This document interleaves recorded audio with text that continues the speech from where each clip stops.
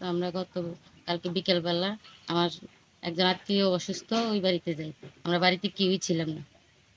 না থাকা অবস্থায় রাত্রে আমাদের বাড়িতে ডাকাতি হয়।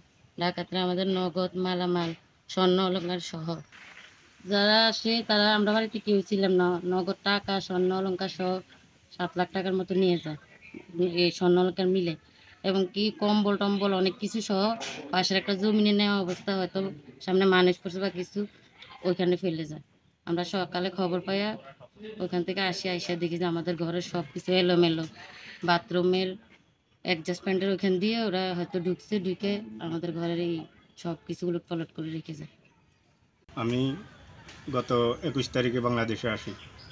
আসার পরে কালকে আমি আমার এক বাড়িতে ওয়ালটন আবারও মিলিনিয়ার অফারে ওয়ালটন ফ্রিজ কিনে আপনিও হয়ে যেতে পারেন মিলিয়নিয়ার। মিলিনিয়ার ছড়াছড়ি দেশ জুড়ে, এটা শুধু ওয়ালটেনই পারে। আত্মীয়র বাড়িতে যাই, অসুস্থ আছে ওরা, ওদেরকে দেখতে যাইতে গেছি।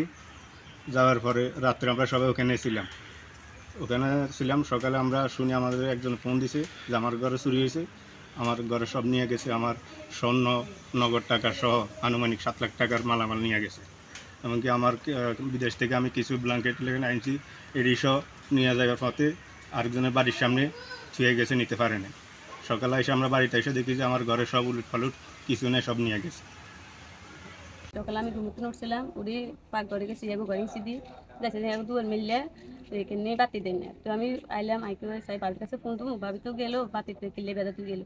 তো আমি মোবাইল লয়ে খুলাইলাম, ঘরে তো নেট নেই, ফোন তো খুলাইছিলাম, তো বেরিয়েও খুলছি, করবো শুরু করলাম। এখানকার কার আমার হোতা ঠিক আছে, কম্পাল হয়েছে।